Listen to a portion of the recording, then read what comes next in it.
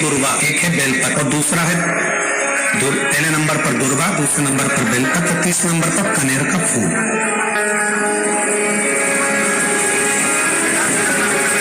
कोई अच्छा कार्य करते करते कई माताएं ऐसी होती हैं जो अपने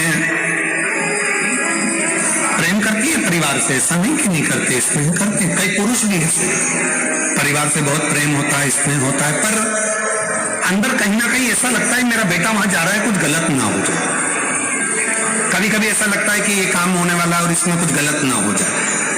कई बार शादी पक्की हो रही है, रिश्ता पक्का हो रहा है, या कोई घर में अच्छा कार्य हो रहा है और मन में संशय उत्पन्न हो जाता है कहीं गलत ना हो जाए। मतलब उसके अंदर कहीं नेगेटिविटी आती रहती है, ये वो सोचती रहती है, उसके अंदर एक कुछ ना कुछ ऐसा तत्व चलता रहता है जिससे वो बुद्धि में, विवेक में वो चीज उसके आती रहती है। तो शिव महापुराण में गजासुर की कथा कहती है कि गजासुर ने भगवान शंकर से वर मांगा कि मैं जब आपका भजन करूं, तप करूं, साधना करूं तो मेरे पास में ये अग्नि मेरे चारों तरफ हो जाए, जिससे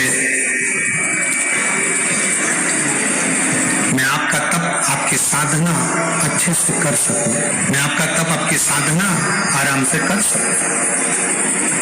शिव जी ने वर दे दिया, जब तुम तप करने के लिए बैठोगे, साधना करने बैठोगे, भजन करने बैठोगे, तब तुम्हारे चारों तरफ अग्नि प्रकट हो जाएगी।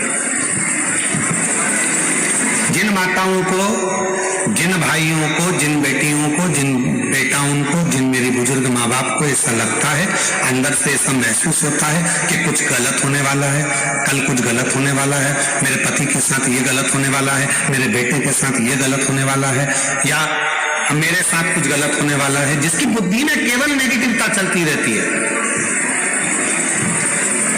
उसको तीन चीजें शंकर भगवान को प्रदोष के दिन अवश्य चढ़ाना चाहिए। क्या क्या चीज? पहले नंबर पर जम के बोलो दुर्वा, दूसरे नंबर पर बेलपत्र और तीसरे नंबर पर कनेर का फूल। और यदि ऐसा महसूस हो रहा है कि मेरे को स्वप्न भी गड़बड़ा रहे हैं, स्वप्न भी गलत आ रहे हैं, तो मेरा निवेदन रहेगा जो दुर्वा आपने शिव जी को चढ़ाई है उस दुर्वा को उठाकर लेकर आ जाना है और प्रदोष काल में, प्रदोष के समय पर उस दुर्वा को चबा चबा कर खा लेना है। जिसकी बुद्धि में गलत चीजें आती रहती हैं, गलत विचार आता है, अपने हृदय में उतार कर रखिए। जो बेटियां ससुराल में दुखी हैं, बहुत कष्ट में हैं, या आपस में सामाजिक पति पत्नी का नहीं बन रहा है, या कोई विवादित वाली बात है, तो निवेदन है तलाक पर बात को लेकर मत जाना। एक बार बाबा देवदेव महादेव का एक भाव जरूर प्रकट करना। महाराज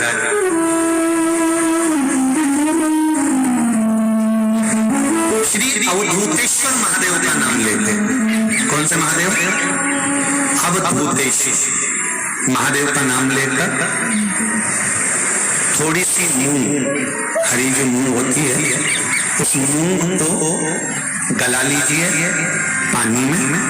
गलाने के बाद में उस मूंग को शिव मंदिर में ले जाकर भगवान जो नंदीश्वर विराजमान होते हैं वहां रखकर 7 बेलपत्र उस मूंग पर चढ़ा देना। चढ़ाकर बेलपत्र मेरे देवदेव महादेव को अवधूतेश्वर महादेव के नाम से समर्पित कर दीजिए। वो मूंग उठाकर गौशाला में या आपके रोड पर कोई नंदी दिख जाए या गौशाला में कोई नंदीश्वर हो तो उस नंदी को वो मूंग खिला दीजिए थोड़ी सी। 3 या 4 प्रदोष करोगे, तलाक तक बात नहीं पहुंचेगी, आपस में प्रेम बढ़ जाएगा, बेटी को सम्मान मिलना प्रारंभ हो जाएगा और टेंशन समाप्त हो जाएगा। परिवार नहीं बचेगा।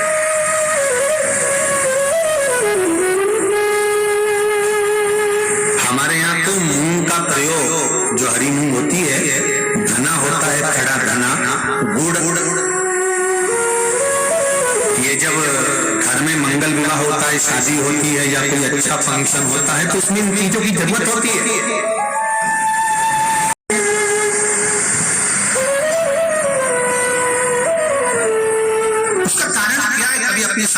पूछना तो सासू माँ बताई कि जिस समय पर भगवान शिव, भगवान महेश और उमा का संबंध हुआ था, भगवान शंकर के 51 विवाह पहले हो चुके थे। पार्वती के साथ में 52वें नंबर का विवाह है शिव जी का। इससे पहले उमा, कात्यायनी, सती, कुष्मांडा, ऐसे भगवान शंकर के साथ में जो शिव जी के गले में मुंडों की जो माला होती है ना, उस माला में जो मुंड पड़े होते हैं वो 51 है। पार्वती माता ने पूछ लिया ये मुंडे किसके हैं? शिव जी ने कहा सब तेरे। पार्वती ने पूछा वो कैसे? शिव जी कहते हैं तू इतने बार प्राणों को छोड़ चुकी है और जितने बार तू प्राण छोड़ती है उतने मुंडे में गले में धारण कर लेते, तेरी माला बनाकर पहनता है। तो उमा और महेश का जब विवाह हुआ था, भगवान उमा और माता उमा और भगवान महेश का जब मंगल विवाह हुआ था, उस विवाह के समय पर माता उमा रुष्ट होकर भगवान शिव से, ऐसा नहीं है कि केवल माता उमा रुष्ट हुई, तिरुपति चले जाओ तो माता लक्ष्मी रुष्ट होकर नीचे बैठ रही है।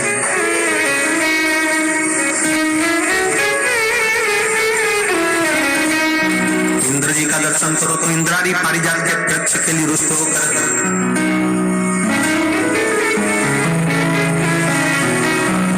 ब्रह्माणी और ब्रह्मा का दर्शन करो तो गायत्री मैया को यज्ञ में बिठा लिया पुष्कर जी में, तो गायत्री मैया को देखकर सरस्वती रुष्ट होकर बैठ गई। ऐसा नहीं है कि रुष्टता नहीं होती है, पर उस रुष्टता में दोनों का साथ भी होता है।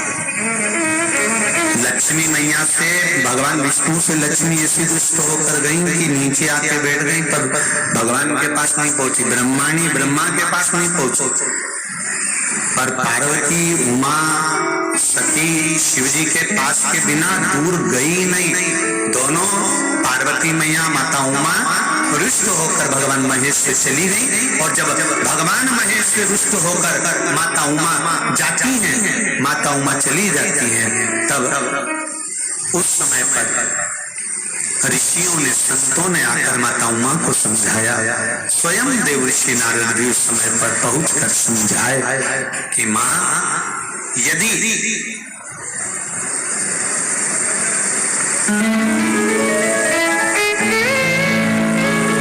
जो नंदी दिन भर भगवान की आराधना में लगा रहता है, उस नंदी को यदि अर्चन किया गया तो उसका फल हमें मिलेगा। उमा माता ने दोनों के संबंध को श्रेष्ठ बनाने के लिए मुंह भगवान नंदीश्वर को समर्पित करें। बहुत ध्यान दीजिएगा, आज भी बुजुर्ग माताएं पूजा की जो थाली रहती है उसमें गुड़, मूंग, धना, जब मंगल विवाह होता है, जब कोई अच्छा कार्य होता है, शुभ कार्य होता है, तो उसमें ये रखती है। उसका कारण है कि जिसका संबंध जोड़ा जा रहा है, जो लड़का लड़की का संबंध हो रहा है, या कोई सगाई हो रही है, या इन लोगों का आपस में कोई जुड़ाव हो रहा है, या दो रिश्तेदार आपस में मिल रहे हैं, तो इन लोगों में कभी विवाद खड़ा है। कोई नया काम का चालू कर रहे हो आप, कोई व्यापार के लिए जा रहे हो, नौकरी नहीं लग रही हो, सर्विस नहीं लग रही हो आपकी, आपने बहुत एग्जाम दे ली, बहुत परीक्षा के लिए आपने तैयारी कर ली है, बहुत प्रयास कर लिया, बहुत प्रयास, अथक प्रयास आपने कर लिया। भगवान प्रदोष का अगर दिन हो और प्रदोष काल का समय हो और एग्जाम प्रदोष के बाद हो, या आपको तारीख मालूम पड़ जाए, उसके पहले अगर 15 दिन 20 दिन पहले भी प्रदोष पड़ रही हो, तो बेलपत्री समभागी बनाना। समभागी मतलब ये जो चिकना वाला पत्ता होता है ना बेलपत्री का, सीधा वाला भाग, और इस पत्ती का भी सीधा वाला भाग, ये दोनों जो बेलपत्री के चिकने भाग होते हैं महाराज, ये बेलपत्री का जो चिकना भाग है और ये चिकना भाग है, इन दोनों में लाल चंदन लगाकर बेलपत्री के भाग को जोड़ लेते, मार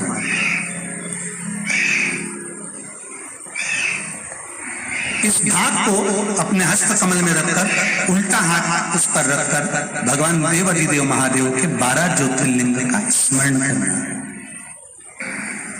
श्री शिवाय नमस्तुभ्यं या पंचाक्षर मंत्र नमः शिवाय या षडाक्षर मंत्र ओम नमः शिवाय।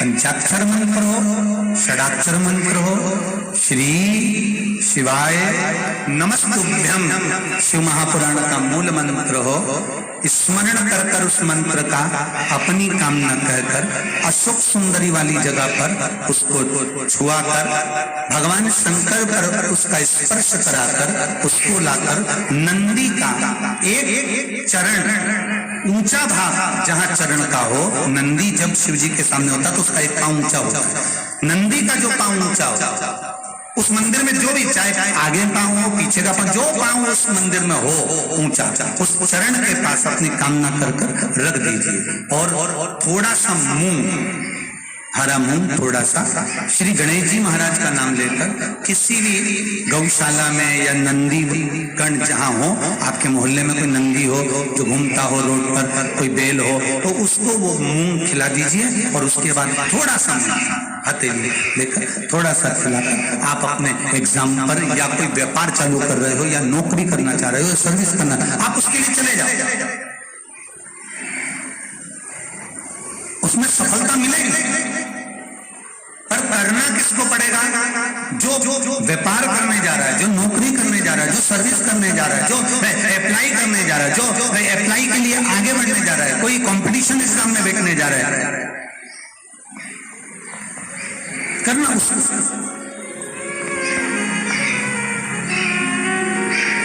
अच्छा, शादी करना है लड़के की, उपाय कर रही अम्मा, उपाय माँ कर रही है, शादी करना है बेटी की, उपाय कर रही माँ, थोड़ा तो बेटा बेटी का हाथ तो लगवाओ उसमें, भले वो करने नहीं जाए पर स्पर्श तो कर दे उसको।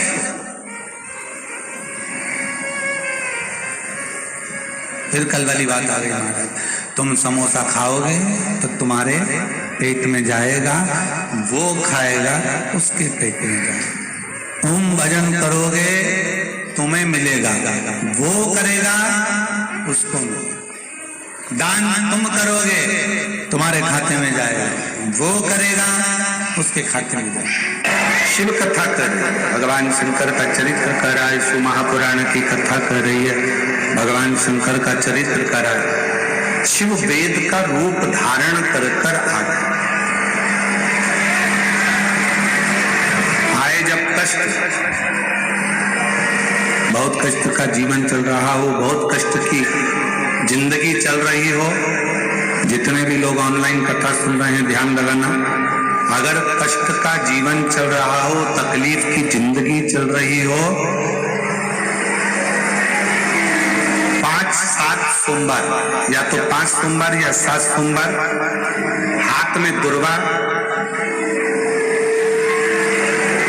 मान लो ये तुमने दुर्वा ले लिया, हाथ में दुर्वा, एक बेलपत्र और उसी हाथ में अपने घर का भरा हुआ 1 लोटा जल, पहले रखना है दुर्वा, फिर रखना है बेलपत्र, उसके बाद में हाथ में 1 लोटा जल और दोनों हाथों का स्पर्श करते हुए जो अपना पूजन का कक्ष होता है घर के अंदर का, उस पूजन कक्ष की साक्षी में खड़े होकर अपने कुल देवता, पितृ देवता और अन्य देवताओं का स्मरण करते हुए, बाबा बहुत दुखी हूँ, बहुत तकलीफ में हूँ, बहुत कष्ट में हूँ, मेरा परिवार आज तकलीफ में है, मेरा परिवार आज कष्ट में है, दुख में है, कष्ट में है, बाबा को अपने मन का भाव करते हुए, हृदय से प्रार्थना करते हुए अपने घर के मंदिर से निकलकर फिर उस जल को लेकर शिवालय तक जाओ और दक्षिण की ओर खड़े होकर उत्तर की ओर मुख कर कर जल समर्पित करो। बेलपत्र और दुर्वा दोनों को अशोक सुंदरी वाली जगह पर चढ़ा दीजिए। अशोक सुंदरी की जगह तो सबको मालूम है ना। अशोक सुंदरी वाली जगह पर उस बेलपत्र और दुर्वा को समर्पित कर दो। चढ़ा हुआ थोड़ा सा जल लेकर आओ, घर के दरवाजे पर उसका छींटा दे दो, लेपन कर दो और बाबा से 5 सोमवार नियम से आप दुर्वा, बेलपत्र और जल का प्रयोग अगर करोगे 5 सोमवार पूर्ण होंगे। जो तुम्हारा दुख है वो समाप्त जरूर होगा। शिव करुणा जरूर, शिव कृपा जरूर। बस इसमें 3 चीजों का स्मरण रखिएगा, 3 चीजों का ध्यान रखिएगा। गला आवाज खुल नहीं पा रही, थोड़ा आवाज खोलिए और मिठास दीजिए। शिव पुराण कर रही है, इसमें 3 चीजों का स्मरण करें। पहले नंबर पर दुर्वा, दूसरे नंबर पर बेलपत्र और तीसरे नंबर पर जब जल चढ़ाकर वापिस आओ तो अपने घर में प्रवेश के पहले देहली पर चौखट पर भगवान शंकर के अपने घर के द्वार पर शिव का नाम लेकर जल का सिंचन। उसका फल कितना है?